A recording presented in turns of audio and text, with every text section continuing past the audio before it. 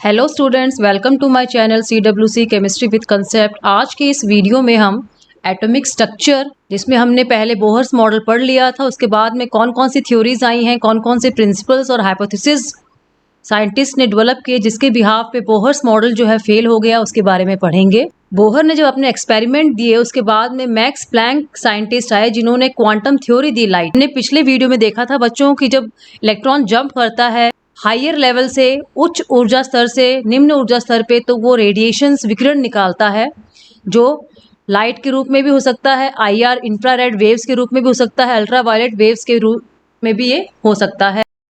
Max Planck जो थे उन्होंने क्वांटम थ्योरी दी। इन्होंने बताया कि जो रेडिएशंस निकलती हैं वो एक स्मॉल पैकेट्स के रूप में निकलती हैं। इन्होंने जो थ्योरी दी उसके हिसाब से जिस चीज को अब तक हम बच्चों मान रहे थे वेव्स के फॉर्म में, इन्होंने कहा कि जो रेडिएशंस निकलती हैं वो वेव्स के रूप में नहीं है, रेडिएशंस थे, विकिरण थे, वो बहुत छोटे छोटे पैकेट्स के रूप में है एनर्जी। क्योंकि हमें पता है कि जो रेडिएशन है वो एनर्जी का ही एक फॉर्म है, एक बंडल के रूप में ये एनर्जी जो है निकलती है, जिसको हम रेडिएशंस कह रहे थे पिछली स्लाइड्स में, पिछले वीडियोस में। इन पैकेट्स को इन्होंने नाम दिया फोटोन।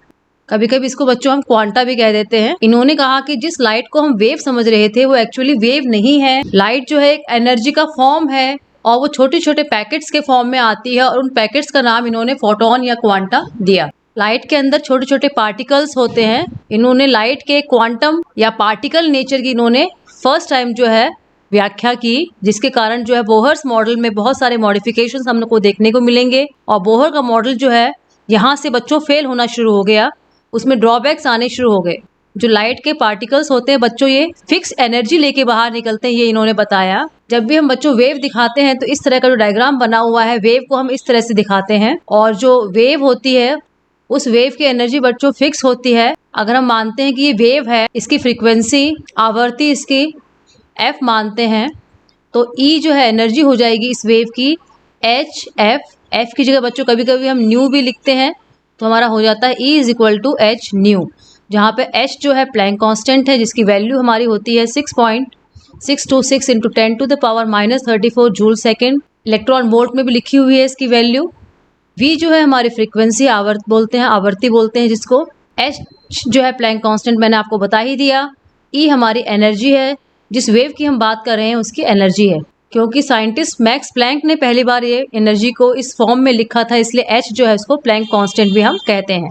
अगर हम एक और वेव लेते हैं जिसकी फ्रीक्वेंसी अगर f' है, तो इसकी एनर्जी हमारे बच्चों हो जाएगी hf'। यह एक फोटोन जो है उसकी एनर्जी होती है, जिसको हम कह रहे हैं कि पैकेट ऑफ एनर्जी या क्वांटा जिसको हम बोल रहे हैं। तो जो मेन बात हमें ध्यान रखनी है, इन्होंने कहा था कि लाइट जो है छोटे छोटे पार्टिकल से मिलकर बनी हुई है, जिसको हम फोटोन कहते हैं, और उस फोटोन की एनर्जी जो होती है हमारी h = h न्यू होती है। अब क्योंकि छोटे छोटे पैकेट्स के फॉर्म में है, एनर्जी फिक्स है, तो इसको HF लिख सकते हैं या फिर 2HF भी लिख सकते हैं इसको। नेक्स्ट की 3HF, ये फिक्स अमाउंट में बच्चों हमें अलग अलग वेव्स की देखने को मिलती हैं। अभी जो वेव दिखाई हुई है बच्चों आपको डायग्राम में, एक वेव को डिफाइन करने के लिए हमें 3 कैरेक्टरिस्टिक की रिक्वायरमेंट होती है। एक होता है लैम्डा, तरंग दैर्घ्य जिसे हम बोलते हैं वेवलेंथ, f फ्रीक्वेंसी आवर्ती, और v जो है बच्चों हमारे यहाँ वेलोसिटी है। लैम्डा हमारी वेवलेंथ हो गई, तरंग दैर्घ्य, f हमारी हो गई फ्रीक्वेंसी, और v हमारी वेलोसिटी हो जाएगी। हम साधारण सी वेव अगर देखना चाहते हैं किस फॉर्म में होते हैं, तो आप एक रस्सी ले सकते हैं, जिसको एक खंबे के बांधने के बाद में आप उसको अगर ऊपर से हिलाएंगे तो आपको वो रस्सी जो है एक वेव की तरह मूव होती दिखाई देगी। और कोई भी पार्टिकल अगर वेव के फॉर्म में मूव हो रहा है तो उसको 3 कैरेक्टरिस्टिक से हम डिफाइन कर सकते हैं, लैम्डा, f और v। f को कभी कभी हम बच्चों न्यू भी कहते हैं। जो फॉर्मूला हमारा बन जाएगा वेलोसिटी का, v = f लैम्डा हो जाएगा, f फ्रीक्वेंसी हो गई, आवर्ती हो गई, और लैम्डा वेवलेंथ तरंग दैर्घ्य हो गई। ये हमारी स्पीड या वेलोसिटी कह सकते हैं वेव की। अगर हम f की वैल्यू यहाँ से निकालना चाहें तो हमारा निकल आएगा v/λ। जो हमारे बच्चों इलेक्ट्रोमैग्नेटिक वेव्स होती हैं, विद्युत चुंबकीय तरंग जो होती है हमारी, जिसको हम इलेक्ट्रोमैग्नेटिक वेव्स कहते हैं, जिसमें हमारी लाइट वेव्स आती हैं बच्चों, गामा वेव्स, इंफ्रारेड, अल्ट्रावायलेट, सारी इसी में आती हैं इलेक्ट्रोमैग्नेटिक वेव्स में। इन वेव्स की जो बच्चों होती है स्पीड होती है वो स्पीड ऑफ लाइट के बराबर होती है। तो हम कह सकते हैं इनकी वेलोसिटी जो होती है वो c के बराबर होती है। c जो है हमारी स्पीड ऑफ लाइट है, प्रकाश की गति है, 3 × 10⁸ मीटर पर सेकेंड जिसे हम कहते हैं।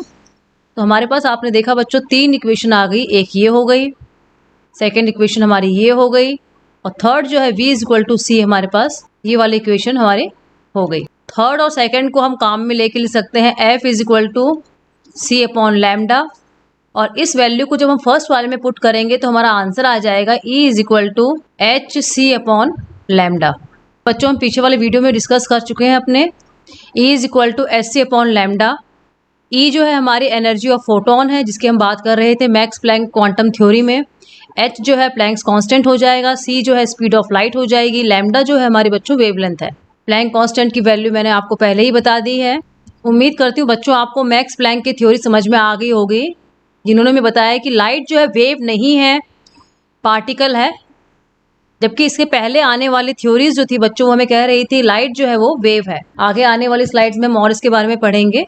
तो हमने बच्चों पिछली स्लाइड में देखा कि लाइट जो है कभी कभी वेव की तरह बिहेव करती है, और कभी कभी जो है ये पार्टिकल की तरह बिहेव करती है, कण की तरह और तरंग की तरह। तो प्लैंक ने बच्चों में क्या बताया कि लाइट जो है वेव और पार्टिकल दोनों की तरह बिहेव करती है। इस तरह का व्यवहार जब दिखाते हैं तो उसे हम बोलते हैं द्वैत व्यवहार, ड्यूअल नेचर। इनके इसी थ्योरी का, मैक्स प्लैंक की इसी थ्योरी का फायदा लेके डी ब्रोगले ने जो अपने हाइपोथेसिस, अपनी संकल्पनाएं जो है बताई। डी ब्रोगले जो थे उन्होंने मैक्स प्लैंक की थ्योरी को एनालाइज किया, और उन्होंने कहा कि अगर लाइट को आप पार्टिकल मान रहे हैं, जबकि आपसे पहले आने वाले साइंटिस्ट जो थे वो लाइट को वेव के रूप में देख रहे थे।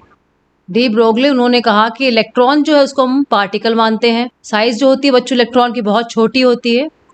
इसके अंदर एक पर्टिकुलर मास होता है 9.1 into 10 to the power -31 kg, आपको पता है इसका मास होता है। इसकी वेलोसिटी या स्पीड भी हमें पता है, जो हमने पिछले वाले वीडियोस में निकाली थी, जो हमारे आंसर आया था 2.18 into 10 to the power 6 metre पर सेकेंड। अब इन्होंने इन दोनों चीज को, मास और वेलोसिटी जो है इलेक्ट्रॉन की, उसको कहाँ यूज किया। उन्होंने कहा कि क्योंकि इलेक्ट्रॉन बहुत छोटा है, इसकी साइज बहुत छोटी है, और जब ये इस स्पीड से मूव करता होगा, क्योंकि जो वेलोसिटी थी बच्चों ध्यान देंगे यहाँ पे, जो स्पीड थी इलेक्ट्रॉन की, उसको हम लाइट की स्पीड से कंपेयर कर सकते हैं। हमें पता है कि लाइट की स्पीड जो होती है 3 into 10 to the power 8 metre पर सेकेंड होती है, और ये हमारे 2.18 into 10 to the power 6 metre पर सेकेंड है। दोनों आपस में कंपेरेबल हैं, क्योंकि इलेक्ट्रॉन की जो स्पीड है वो लाइट की तरह ही तेज है।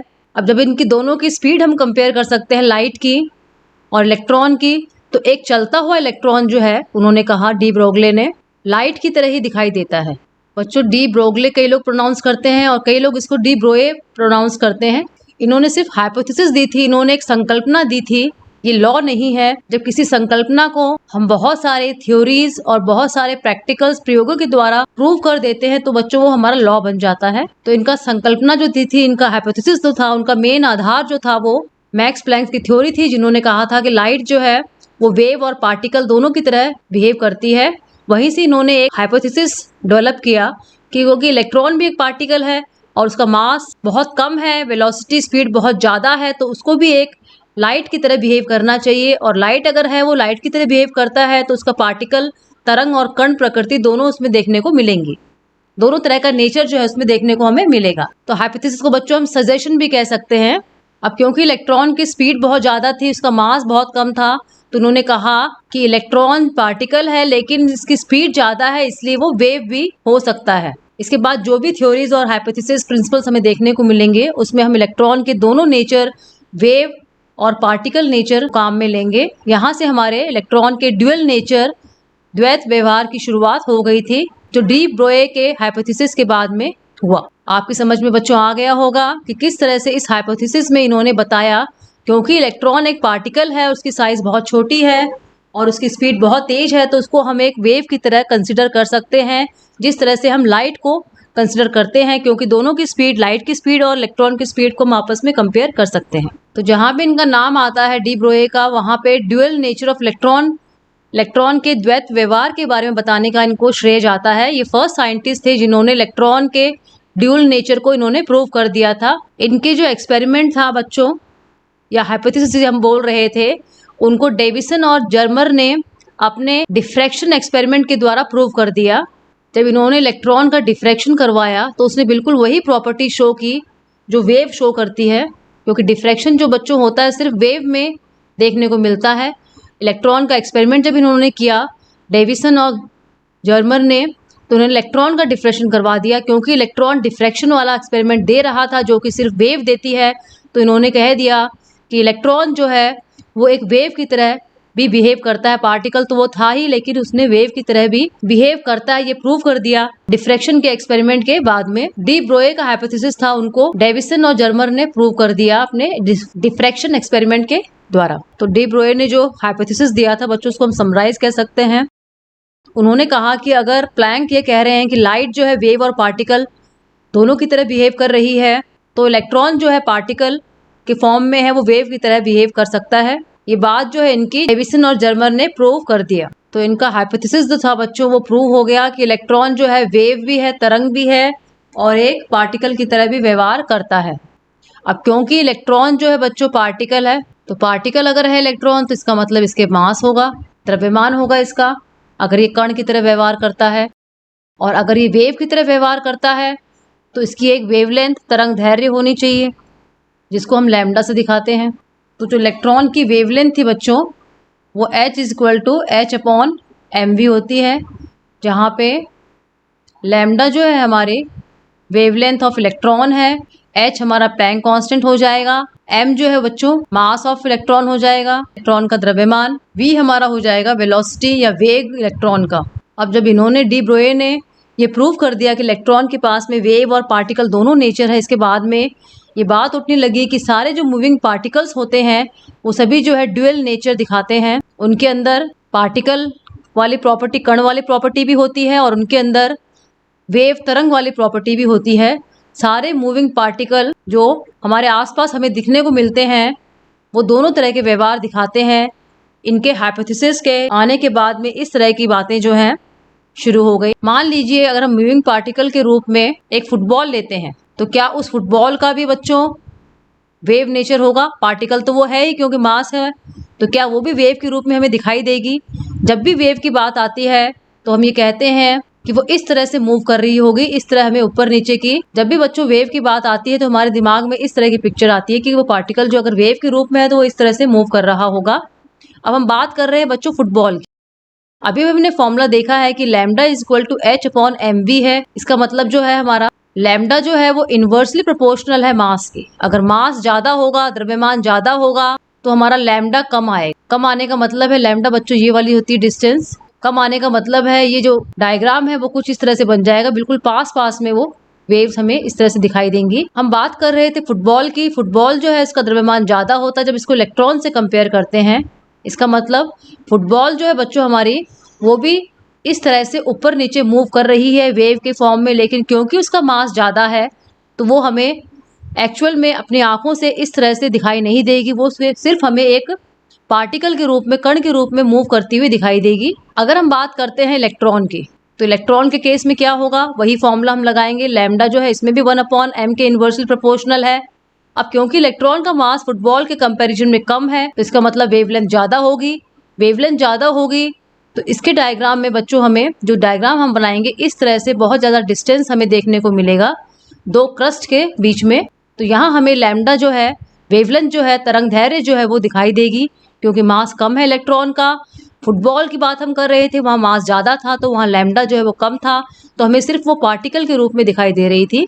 तो जो बड़े ऑब्जेक्ट्स होते हैं अगर वो मूव करते हैं, क्योंकि उनकी लैम्डा बहुत कम होती है इसलिए वो हमें सिर्फ पार्टिकल के रूप में दिखाई देते हैं, कण के रूप में दिखाई देते हैं। और जो छोटे माइक्रोस्कोपिक जो होते हैं जिनको हम अपने आँख से नहीं देख सकते हैं, अगर वो मूव करते हैं तो बच्चों वो हमें वेव के रूप में दिखाई देते हैं क्लियरली, जबकि उनके कण की प्रकृति, पार्टिकल का नेचर भी वहाँ होता है। फुटबॉल के अलावा हम कार, हम खुद जो हैं वो भी एक पार्टिकल और वेव दोनों तरह का, इंसान जो है वो भी अगर मूविंग बॉडी की तरह चल रहा है तो उसका भी पार्टिकल और वेव नेचर हमको देखने को मिलेगा। लेकिन क्योंकि मास ज़्यादा है तो वेवलेंथ जो है कम होगी, और जहाँ वेवलेंथ कम होगी वहाँ हमें सिर्फ बच्चों पार्टिकल नेचर जो है वो मुख्य रूप से दिखाई देगा। तो बच्चों उम्मीद करती हूँ आपको समझ में आ गया होगा कि इलेक्ट्रॉन जो है बहुत छोटा है तो हमें एक वेव की तरह दिखाई देता है। पार्टिकल साइज छोटी है इसलिए हमें पार्टिकल के रूप में नहीं दिखाई देता, जबकि उसका पार्टिकल नेचर भी होता है क्योंकि उसका मास है। और जब एक फुटबॉल की बात करते हैं, क्योंकि इसका मास बहुत ज़्यादा है तो हमें ये लैम्डा तरंग दैर्घ्य इसका देखने को नहीं मिलता है, तो हमें सिर्फ ये पार्टिकल के रूप में ही दिखाई देता है मेन रूप से, क्योंकि वेवलेंथ इसकी कम होती है। तो इसलिए हम कह सकते हैं कि जो डी ब्रोए का एक्सपेरिमेंट है या हाइपोथेसिस है वो छोटे पार्टिकल्स पे वैलिड है। जहां हमें मास कम देखने को मिलेगा तो हमें लैम्डा देखने को मिलेगी ज़्यादा, क्योंकि मास कम होगा तभी लैम्डा ज़्यादा होगी वेवलेंथ हमारी, और लैम्डा ज़्यादा होगी तभी हमें वहाँ उस पार्टिकल का, चाहे वो इलेक्ट्रॉन हो चाहे कोई और हो, उसका वेव नेचर हमें देखने को मिलेगा। तो डी ब्रोए जो हाइपोथेसिस था उसको मॉडिफाई कर सकते हैं। सभी सूक्ष्म कण जो है तरंग की तरह व्यवहार करते हैं, जिसकी तरंग दैर्घ्य लैम्डा होती है, क्योंकि इनका मास जो है बच्चों बहुत कम होता है। और जो बड़े कण होते हैं वो एक पार्टिकल की तरह व्यवहार करते हैं, क्योंकि इनका लैम्डा जो है वेवलेंथ जो है वो कम होती है। Every microscopic moving particle behave like wave. जहां माइक्रोस्कोपिक की बात आएगी तो हम सिर्फ लैम्डा को कंसिडर करेंगे, और अगर मैक्रोस्कोपिक बड़े ऑब्जेक्ट्स की बात आएगी तो हम उसके पार्टिकल नेचर को ही बच्चों देखेंगे। तो हम कह सकते हैं कि हर मूविंग पार्टिकल, हर मूव करने वाले पार्टिकल के पास में ड्यूअल नेचर होता है, वेव और पार्टिकल नेचर दोनों उसमें देखने को मिलता है। लेकिन ज़्यादा एक्यूरेट जो है छोटे पार्टिकल्स जो होते हैं वहाँ ये डी ब्रोए का हाइपोथेसिस एप्रोप्रिएट, बिल्कुल एक्यूरेट हमें देखने को मिलता है। तो जो हमें लैम्डा की वैल्यू याद रखनी, lambda is equal to h upon m v. Lambda जो बच्चों ये वाली डिस्टेंस होती है जब हम वेव की बात करते हैं। मैक्रोस्कोपिक पार्टिकल छोटे कणों में ये लैम्डा जो है ज़्यादा होती है, और मैक्रोस्कोपिक पार्टिकल में लैम्डा मैंने आपको बताया कम होती है। तो ये वाले हिस्से जो है बच्चों पास पास में होंगे और वो हमें वेव के रूप में नहीं दिखाई देगा, सिर्फ कण के रूप में, पार्टिकल के रूप में दिखाई देगा। अब क्योंकि डी ब्रोए ने अपने हाइपोथेसिस में ये प्रूव कर दिया कि जो इलेक्ट्रॉन है वो एक वेव की तरह बिहेव करता है, जैसे ही इलेक्ट्रॉन का वेव नेचर प्रूव हुआ बच्चों, बोहर जो थे जिन्होंने सिर्फ बताया था इलेक्ट्रॉन के अंदर पार्टिकल नेचर है, वो फेल हो गया। और आगे जो रिसर्च है वो इलेक्ट्रॉन के वेव और पार्टिकल नेचर दोनों को एक साथ लेकर होने लगी, क्योंकि इलेक्ट्रॉन ऐसा पार्टिकल है जो वेव बनकर दिखा सकता है, क्योंकि इसकी स्पीड बहुत ज्यादा है और मास बहुत कम है। और यहाँ से बच्चों शुरुआत हुई क्वांटम थ्योरी की। तो मेन क्रेडिट जो है डी ब्रोए के हाइपोथेसिस को, तो डी ब्रोए के हाइपोथेसिस को डेवलप करने का मेन क्रेडिट जो है बच्चों मैक्स प्लैंक की थ्योरी को, क्वांटम थ्योरी को जाता है। हमें ध्यान है कि हमने, अगर आपको याद है तो हमने फोटोन के लिए लिखा था। आपको अगर बच्चों याद है तो मैक्स प्लैंक जो था उन्होंने कहा था जो फोटोन है उसकी वेवलेंथ हमारी हो जाएगी h अपॉन पी। पी जो है हमारा मोमेंटम होता है, संवेग जिसे कहते हैं, और ये हमारा m इंटू वी के बराबर होता है। m जो है मास हो जाएगा और v हमारी वेलोसिटी हो जाएगी। किसकी बात हो रही है बच्चों? इलेक्ट्रॉन की बात हो रही है। मास ऑफ इलेक्ट्रॉन, v हो जाएगा हमारा वेलोसिटी ऑफ इलेक्ट्रॉन। और अगर इसी फोटोन का बच्चों हमें मोमेंटम निकालना हो तो ये फॉर्मूला हमारा हो जाएगा h अपॉन लैम्डा। बच्चों हम लैम्डा की वैल्यू कैसे निकालेंगे? जब काइनेटिक एनर्जी हमें दी हुई हो, मान लीजिए हमें काइनेटिक एनर्जी k दी हुई है और इसकी वेवलेंथ हमें निकालनी है, तो हम कैसे निकालेंगे? पहले हम फॉर्मूला लिख लेंगे, lambda is equal to h upon p. जो काइनेटिक एनर्जी होती है उसका एक फॉर्मूला होता है बच्चों हमारा, जिसमें मोमेंटम हमें देखने को मिलता है पी स्क्वायर अपॉन 2m। ये फॉर्मूला जो है रिलेशन बताता है काइनेटिक एनर्जी और मोमेंटम के बीच में। ये फॉर्मूला आया कहाँ से? हमें पता है मोमेंटम जो हमारा होता है बच्चों m इंटू वी होता है, मास इंटू वेलोसिटी, द्रव्यमान इंटू वेग। और काइनेटिक एनर्जी का फॉर्मूला होता है half m v square. Kinetic energy को बच्चों गतिज ऊर्जा कहते हैं। फर्स्ट वाले में से बच्चों v की वैल्यू हम सेकंड वाले में पुट कर देंगे तो हमारा फॉर्मूला बन जाएगा। यहाँ से मोमेंटम की वैल्यू निकाल सकते हैं बच्चों, p is equal to under root K E. p is equal to under root 2m K E first हमारा था, ये सेकंड निकल आया। सेकंड की वैल्यू बच्चों फर्स्ट में पुट कर देंगे तो लैम्डा इज इक्वल टू हमारा आ जाएगा h upon under root 2m K ई। तो कभी कभी इस तरह का क्वेश्चन हमें पूछ लिया जाता है, काइनेटिक एनर्जी हमें दी हुई होती है और हमें डी ब्रोए वेवलेंथ या तरंग दैर्घ्य हमें निकालनी होती है। तो ये रिलेशन बच्चों काइनेटिक एनर्जी और लैम्डा के बीच में हमें देखने को मिलता है। नेक्स्ट जो बच्चों हम पढ़ेंगे हेसेनबर्ग्स अनसर्टेनिटी प्रिंसिपल, हेसेनबर्ग का अनिश्चितता का सिद्धांत। जैसे ही साइंटिस्ट ने इलेक्ट्रॉन को वेव बोला, डी ब्रोए ने जब प्रूव कर दिया कि इलेक्ट्रॉन जो वेव की तरह बिहेव करता है, तो आगे बहुत सारे जो एक्सपेरिमेंट्स हैं वो इलेक्ट्रॉन को वेव लेकर होने शुरू हो गए। हेसेनबर्ग ने कहा कि अगर कोई moving particle wave nature show करता है, कोई मूव करने वाला पार्टिकल तरंग की तरह व्यवहार दिखाता है, और पार्टिकल हम किस तरह की बात कर रहे हैं?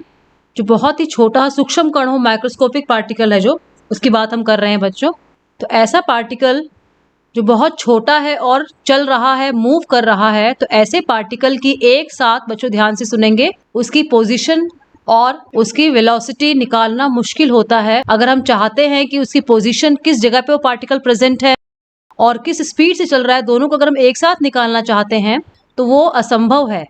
क्यों है बच्चों? वो देखिए, एक तरफ तो हम कह रहे हैं कि इसकी पोजीशन निकालनी है, कहाँ पर खड़ा है, दूसरी तरफ हम कह रहे हैं कि पार्टिकल जो है वो चल रहा है। अगर कोई चीज़ चल रही है तो उसकी हम पोजीशन कैसे निकालेंगे, उसकी स्थिति हम नहीं बता पाएंगे। अगर हम स्थिति बता पाएंगे इसका मतलब वो चल नहीं रहा है। तो दोनों चीज़ों को एक साथ जो है बताना वो पॉसिबल नहीं है।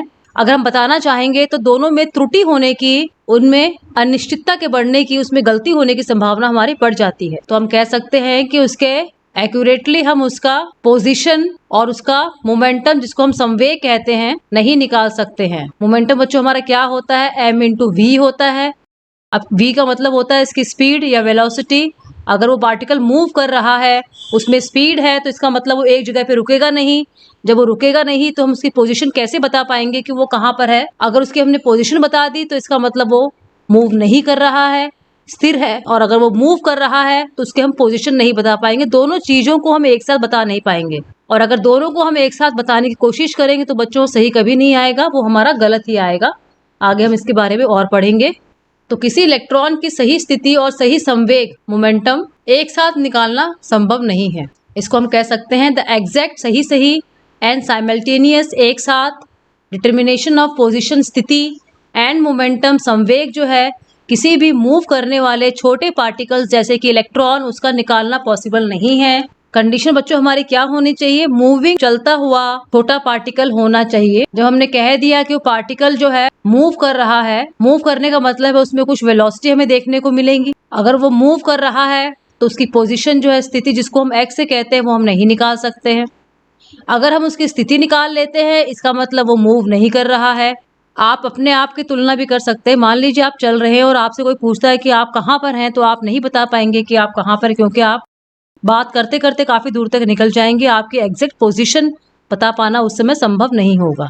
इसी तरह इलेक्ट्रॉन के साथ होता है। अगर वो मूव कर रहा है तो वो कहाँ पर है पार्टिकल, वो इलेक्ट्रॉन कहाँ पर है, उसके बारे में बताना संभव नहीं है। तो ऐसी स्थिति जहाँ पर एक पार्टिकल मूव कर रहा है, उसमें अगर हम उसका मोमेंटम, संवेग निकालने की कोशिश करते हैं तो हमें थोड़ी चांसेस हैं गलती होने के, जिसको हम डेल्टा पी लिखते हैं। ये डेल्टा पी जो है हमारे चांसेस हैं त्रुटि होने के, अगर मोमेंटम और उसकी स्थिति जो है एक साथ निकालने की कोशिश करते हैं। त्रुटि जो है बच्चों हमारी, गलती जो है वो उसकी पोजीशन निकालने, स्थिति निकालने में भी आएगी, जिसको हम लिखते हैं डेल्टा एक्स। आपके समझ में आ गया होगा बच्चों। किसी भी ऑब्जेक्ट जो होता है उसकी एक साथ मोमेंटम निकालना और उसकी स्थिति निकालना, कहाँ पर वो स्थित है, वो संभव नहीं है। तो हमें उसकी मोमेंटम निकालते हैं, अगर हम निकाल भी लेते हैं किसी तरह से, तो उसमें थोड़ी सी त्रुटि हमें देखने को मिलती है, गलती होने के चांसेस हमारे बढ़ जाते हैं, जिसको हम डेल्टा पी से लिखते हैं। मोमेंटम में त्रुटि होने के चांसेस और पोजीशन, स्थिति में चांसेस जो गलती होने के होते हैं, उसको हम डेल्टा एक्स से लिखते हैं। इन दोनों को जब बच्चों हम मल्टीप्लाई करेंगे, delta P into delta x, इसकी मिनिमम वैल्यू जो है हमारी h/4 पाई आएगी। दोनों में त्रुटि जो है, त्रुटि होने के चांसेस हैं, जिसको हम एरर कहते हैं, टोटल एरर बोलेंगे इसको। एरर इन मोमेंटम, संवेग में त्रुटि होने के चांसेस, और एरर इन पोजीशन, स्थिति में त्रुटि होने के चांसेस का जो गुणा होता है, मल्टीप्लाई होता है, वो कम से कम h/4 पाई हमारा आता है। इसको हम ऐसे भी कह सकते हैं delta p dot delta x, या तो ये h/4 पाई के बराबर होगा या फिर इससे ज़्यादा होगा। कम से कम इतना तो आएगा ही आएगा। हमारा जो गलती हुई है, अगर हमने दोनों को एक साथ निकालने की कोशिश की है, यही बच्चों हमारा हेसेनबर्ग्स का अनसर्टेनिटी प्रिंसिपल है, अनिश्चितता का सिद्धांत है। अगर हम संवेग और स्थिति को एक साथ निकालने की कोशिश करते हैं तो उनकी निकालने में अनिश्चितता, त्रुटि हमें देखने को मिलती है, जो delta p dot delta x greater than equal to h/4 pi के बराबर हमें मिलती है। ये हमारा अनसर्टेनिटी है या एरर है। इसको हम कह सकते हैं टोटल एरर। जो कुल त्रुटि, कुल अनिश्चितता जो हमें मिलेगी, वो इक्वल टू और ग्रेटर देन h/4 पाई के बराबर होगी। इन दोनों को मल्टीप्लाई करने पर कभी भी हमारा आंसर 0 नहीं आएगा। ऐसा हो ही नहीं सकता कि हमारा कोई भी त्रुटि नहीं आए। 0 आने का मतलब है त्रुटि नहीं आना, कुछ न कुछ हमारी त्रुटि हमारे देखने को मिलेगी। इसलिए delta P into delta x की वैल्यू हमेशा ग्रेटर देन 0 आएगी। मान लीजिए कोई पार्टिकल है, इलेक्ट्रॉन ही हम ले लेते हैं, उसकी वेलोसिटी हमने निकाल ली, कुछ वैल्यू आई हमारी, उसके बाद उसका मोमेंटम भी, संवेग भी हमने निकाल लिया, तो उसकी पी की वैल्यू हमारी आ जाएगी m/v, जो हम दोनों को मल्टीप्लाई करके निकालेंगे। क्योंकि v और m की वैल्यू हमारी बिल्कुल सही है, एक्यूरेट निकाली है हमने, तो हमारा डेल्टा p का मान बच्चों 0 आएगा। डेल्टा p क्या है, हमारे त्रुटि होने के चांसेस संवेग में, मोमेंटम में। अब क्योंकि हमने बिल्कुल सही v का मान निकाल लिया था, m का मान निकाल लिया था, तो हमारे त्रुटि होने के चांसेस बिल्कुल कम हो गए, 0 हो गए। ऐसे केस में देखिए बच्चों क्या होता है, अगर इसकी डेल्टा x निकालनी हो हमें तो कैसे निकालेंगे, फॉर्मूला देखिए, P की जगह वैल्यू हम 0 पुट करेंगे तो हमारा आंसर आ जाएगा इनफाइनाइट। तो इससे बच्चों आपको समझ में आ गया, तो बच्चों इससे आपको समझ में आ गया होगा कि अगर हम एक्यूरेटली मोमेंटम निकाल लेते हैं तो हमारा एरर जो है, मोमेंटम में त्रुटि होने के चांसेस मोमेंटम में संवेग में 0 हो जाते हैं। और एक बार हमारा मोमेंटम अगर एक्यूरेट निकल गया तो डेल्टा एक्स की वैल्यू देखिए, उसकी स्थिति जो है, उसकी वैल्यू जो हमारी आएगी वो डेल्टा एक्स की वैल्यू जो आएगी उसकी स्थिति में त्रुटि होने के चांसेस जो बच्चों हमारे आएंगे इन्फिनिट आएंगे। यही हेसेनबर्ग ने कहा था कि दोनों चीज को एक साथ निकालना संभव नहीं है। अगर हमने मोमेंटम सही से निकाल लिया तो डेल्टा एक्स के मान में त्रुटि बहुत ज़्यादा आएगी, और अगर हम एक्स का मान सही से जानते हैं तो डेल्टा पी के मान में जो है अनिश्चितता बढ़ जाएगी। अगर हमारा मोमेंटम सही से हमें पता है तो पोजीशन जो है उसके अंदर एरर त्रुटि जो है वो हमारी इनफाइनाइट होगी, मतलब बहुत बहुत बहुत ज़्यादा, जिसको हम कल्पना भी नहीं कर सकते हैं। एग्जैक्ट मोमेंटम पता होते ही हमारी पोजीशन की अनिश्चितता बढ़ जाती है। इसको हम घुमा के भी लिख सकते हैं बच्चों। मान लीजिए हमें निकालना है मोमेंटम, निकालना है मोमेंटम में एरर, तो हम कैसे निकालेंगे? मान लीजिए कोई ऑब्जेक्ट है, उसकी स्थिति जो है हमें सही सही पता है। जब सही सही पता है स्थिति, इसका मतलब डेल्टा एक्स का मान हमारा 0 हो जाएगा। डेल्टा एक्स बच्चों क्या है? स्थिति में होने वाली त्रुटि। क्योंकि स्थिति हमें बिल्कुल सही पता है तो डेल्टा एक्स त्रुटि हमारी बिल्कुल खत्म हो जाएगी, 0 हो जाएगी। फॉर्मूला हमें वही लगाना है। फॉर्मूला हमारा था delta x into delta p is equal to और greater than h upon 4 pi. X की जगह बच्चों वैल्यू पुट कर देंगे हम, पी का मान हमें निकालना है तो डेल्टा एक्स को हम बच्चों नीचे ले आएंगे। जैसे ही बच्चों यहाँ डेल्टा एक्स की वैल्यू हम पुट करेंगे, डेल्टा पी की वैल्यू हमारी आ जाएगी इक्वल टू और ग्रेटर देन इनफाइनाइट। तो बच्चों इस तरह हम देखेंगे कि अगर हमें एग्जैक्ट पोजीशन पता है, स्थिति उसकी पता है, तो हमारी मोमेंटम में त्रुटि अनिश्चितता के चांसेस जो हैं वो बहुत बहुत बहुत ज़्यादा हो जाते हैं। अगर हमारे उसकी मोमेंटम संवेग हमें सही सही पता है तो उसके स्थिति में त्रुटि होने के चांसेस हमारे इन्फिनिटी बहुत ज़्यादा हो जाते हैं। तो दोनों को हम, संवेग और स्थिति को हम एक साथ नहीं निकाल सकते हैं। एक को सही सही निकालते हैं, दूसरे के त्रुटि होने के चांसेस बहुत ज़्यादा बढ़ जाते हैं। एक न्यूमेरिकल हम देखते हैं बच्चों। न्यूमेरिकल देखिए, P और X की अनिश्चितता बराबर है। अनिश्चितता क्या होती है? डेल्टा P से लिखते हैं, X की अनिश्चितता को डेल्टा X से लिखेंगे, दोनों बराबर हैं। X में कितनी अनिश्चितता होगी ये हमें निकालना है। X के टर्म में ये वैल्यू निकालनी है। पहले हम फॉर्मूला लिख लेंगे हेसेनबर्ग वाला बच्चों। X में निकालनी अनिश्चितता तो P की जगह डेल्टा X के टर्म में लिख देंगे। तो बच्चों क्वेश्चन में हमें पूछा था एरर इन X में कितनी अनिश्चितता होगी, तो हमारी जो X की अनिश्चितता निकलेगी डेल्टा X, उसकी value under root H upon 4 pi निकलेगी। अब बच्चों जब इलेक्ट्रॉन का वेव नेचर और पार्टिकल नेचर दोनों एक साथ प्रूव हो गए तो बोहर का मॉडल बच्चों यहाँ फेल हो गया। तो बोहर के मॉडल में क्या क्या ड्रॉबैक्स थे जो पार्टिकल और वेव नेचर को एक साथ नहीं समझा पाया, वो देखिए। जो बोहर मॉडल था बच्चों वो सिर्फ हाइड्रोजन और हाइड्रोजन लाइक एटम्स के लिए ही वैलिड था। हाइड्रोजन मतलब 1 इलेक्ट्रॉन जिसमें होता है। तो एग्जाम्पल अगर हम लिखना चाहें हाइड्रोजन और हाइड्रोजन लाइक एटम्स तो हाइड्रोजन हो जाएगा हमारा। हीलियम के पास 2 इलेक्ट्रॉन होते हैं, एक छोड़ दे He+ जो है ये भी हाइड्रोजन लाइक हो गया। लिथियम के पास में 3 इलेक्ट्रॉन होते हैं, 2 इलेक्ट्रॉन अगर लूज कर दे तो इसमें भी हमारा बोहर मॉडल जो है वैलिड हो जाएगा। इन सबके पास में बच्चों एक ही इलेक्ट्रॉन है, लेकिन जब इन पे भी लगाया गया बोहर्स मॉडल तो जो कैलकुलेशन आई थी हमारे, वो एक्सपेरिमेंटली जो वैल्यूज आ रही थी उन वैल्यू से अलग थे।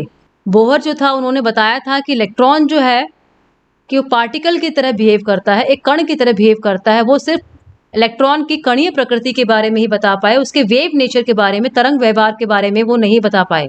इन्होंने इलेक्ट्रॉन की काइनेटिक एनर्जी निकाल के दिखाई थी।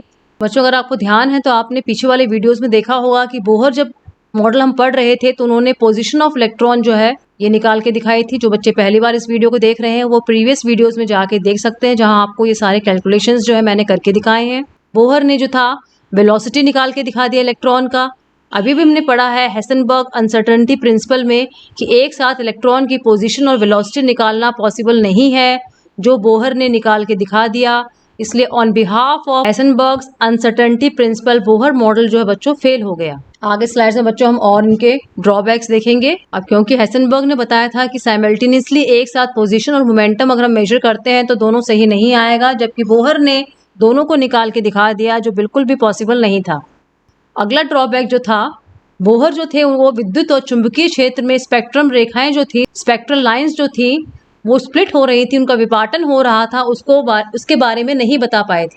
जो मैग्नेटिक फील्ड होती है उसमें अगर स्पेक्ट्रल लाइन स्प्लिट्स होती है उसे बच्चों जीमेन इफेक्ट कहते हैं, और इलेक्ट्रिक फील्ड जो होती है उसमें स्प्लिटिंग ऑफ स्पेक्ट्रल लाइंस को स्टॉक इफेक्ट कहते हैं। बच्चों स्पेक्ट्रल लाइन के नाम से आपको लाइमन बाल्मर सीरीज याद आ गई होगी जो हमने पढ़ी थी। किस तरह से एटॉमिक स्पेक्ट्रल लाइंस जो थी मैग्नेटिक फील्ड में स्प्लिट हो जाती हैं, इलेक्ट्रिक फील्ड में स्प्लिट हो जाती हैं, वो बोहर नहीं बता पाए।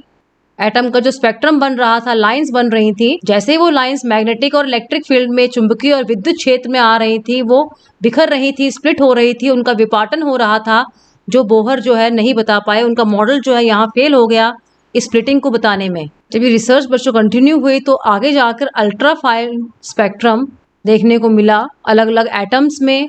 इनके बारे में भी बोहर जो है अपने मॉडल में नहीं बता पाए।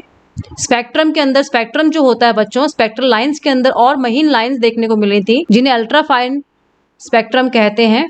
तो बच्चों ये 5 ड्रॉबैक्स जो थे बोहर के मॉडल में थे, जो उम्मीद करती हूँ आपको समझ में आ गए होंगे। बोहर का मॉडल जो है फेल क्यों हुआ उसको हमने इस वीडियो में डिस्कस किया है, लेकिन बोहर का मॉडल था क्या बच्चों, उसको देखने के लिए आपको मेरे प्रीवियस वीडियोस देखने पड़ेंगे, तभी जाके आपको उनका फेलियर समझ में आएगा। जब हम हेसेनबर्ग एसेंटी प्रिंसिपल, डी ब्रोई हाइपोथेसिस और मैक्स प्लैंक क्वांटम थ्योरी हम पढ़ लेते हैं, इन तीनों के बिहाफ पे बोहर के मॉडल्स में हमें बहुत सारे ड्रॉबैक्स, फेलियर देखने को मिले। आगे आने वाले वीडियोज़ में हम और डिटेल में एटॉमिक स्ट्रक्चर के बाकी टॉपिक्स कवर करेंगे। जो बच्चे पहली बार मेरे वीडियोज़ को देख रहे हैं वो चैनल को सब्सक्राइब कर देंगे, बेल आइकन प्रेस कर देंगे, तो आगे आने वाले वीडियोस के नोटिफिकेशंस उन्हें टाइमली मिल जाएंगे। थैंक यू बच्चों।